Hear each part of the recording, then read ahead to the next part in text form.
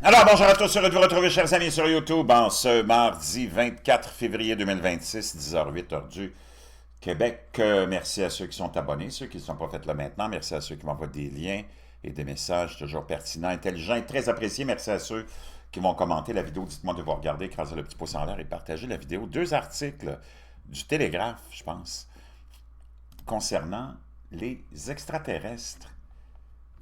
Et ces deux articles s'en vont dans deux directions opposées. Et on commence avec le premier. Le plus grand chasseur d'extraterrestres, plus grand, en tout cas, c'est pas qu'il il est un ufologue qui croit dans le, le concept des extraterrestres comme nous on le voit, mais plutôt de la vie extraterrestre possible sur d'autres planètes. Il dit, ils existent mais ne ressemblent en rien à E.T., l'homme qui dirige la recherche de vie extraterrestre, partage l'avis de Barack Obama. Nous ne sommes pas seuls. C'était publié hier, en fin de journée. Les extraterrestres existent-ils vraiment? Cette question alimente les théories du complot depuis des décennies et a fasciné au moins un ancien président des États-Unis. Dans une interview récente, je vous ai partagé ça plusieurs fois cette semaine, c'est-à-dire la semaine dernière. Barack Obama est devenu le premier président américain à affirmer croire à l'existence d'une vie extraterrestre, tout en insistant sur le fait qu'elle n'était pas hébergée dans la base militaire ultra-secrète de la zone 51 au Nevada. Pour Bill Diamond, président et directeur général du SETI, Search for Extraterrestrial Intelligence Institute, donc l'Institut pour la recherche sur l'intelligence extraterrestre, espèce de programme astronomique, ou astronome plutôt, en Californie. Les convictions d'Obama sont loin d'être radicales. Le SETI est le principal organisme de recherche mondial consacré à la recherche scientifique de vie extraterrestre.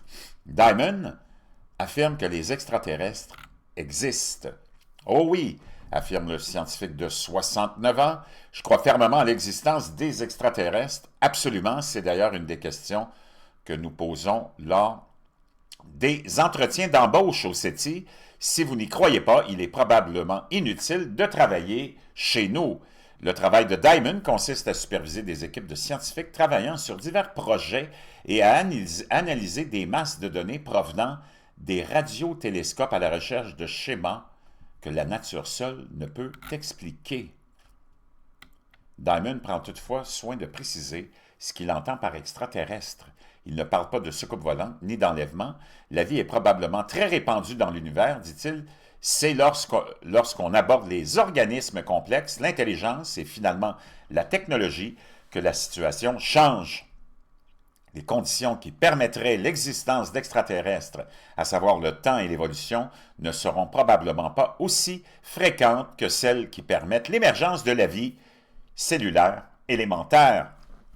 Mais statistiquement parlant, il y aura de nombreux exemples de vie intelligente et à terme technologie sur d'autres mondes. Alors, s'ils existent, à quoi ressemblent-ils ou à quoi ressembleront-ils?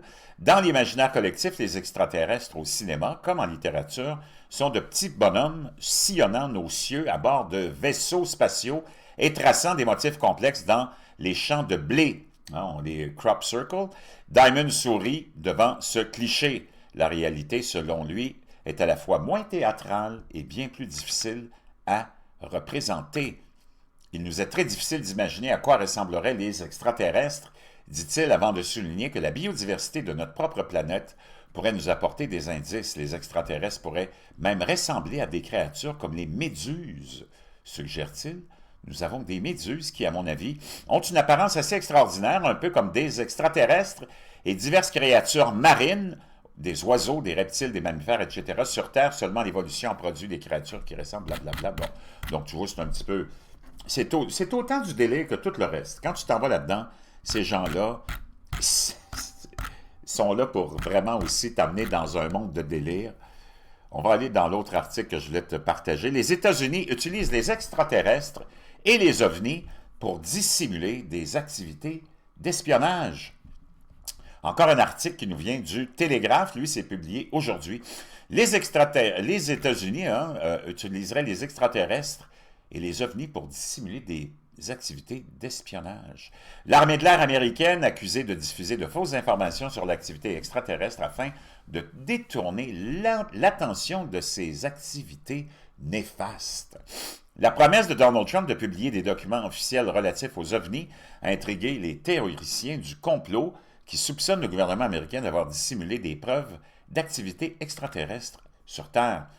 Le véritable camouflage concernant la supposée vie extraterrestre implique cependant l'armée de l'air américaine qui diffuse de la désinformation à ce sujet afin de dissimuler sa propre technologie de projets secrets.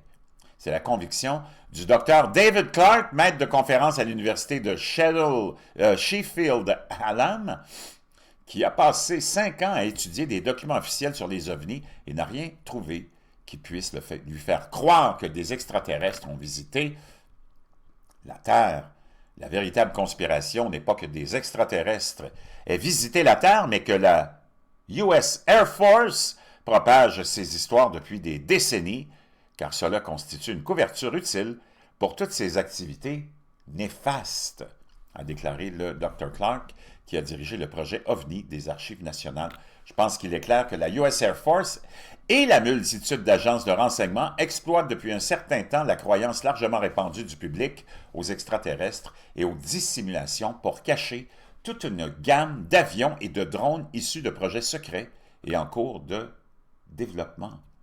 Et si cela se sait, les gens vont encore plus se méfier encore plus du gouvernement. La semaine dernière, le président américain Donald Trump a ordonné au Pentagone et aux agences gouvernementales de publier des dossiers relatifs aux extraterrestres et aux ovnis en raison du formidable intérêt suscité par le sujet. Cette intervention a suivi les déclarations de Barack Obama selon lesquelles les extraterrestres étaient réels, mais non détenus dans la zone 51, en référence à la base aérienne américaine classifiée du Nevada. On prétend que des extraterrestres et leurs vaisseaux spatiaux y ont été transférés après leur crash à Roswell, au Nouveau-Mexique, en 1947. M. Obama, par la suite, clarifié ses propos, affirmant n'avoir constaté aucune preuve durant ma présidence que des extraterrestres aient pris contact avec nous. Are aliens real?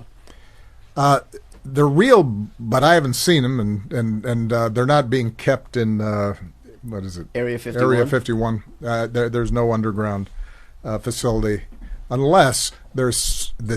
Il n'y a pas d'installation souterraine, à moins qu'il y ait une grande conspiration contre le président des États-Unis, nous a dit Barack Obama.